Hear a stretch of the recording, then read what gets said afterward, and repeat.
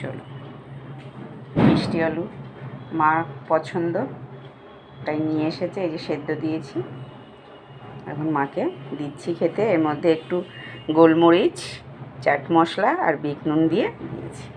দাঁড়ান, সারপ্রাইজ। ওমা, এ নাও, ভুলেই তো গেছিলে তোমার পছন্দের মিষ্টি আলু। দেখো, ওঠো, খেয়ে দেখো, উঠে পড়ো, খাও, দেখো কেমন লাগছে খেতে। একদম সেদ্ধ, মানে একদম ভালো। বলো তো কি কি দিয়েছি মশলা? চাট মশলা আর গোলমরিচ আর একটু বিট নুন দিয়েছি। ভালো লেগেছে? খাও, পুরোটা খাবে কিন্তু।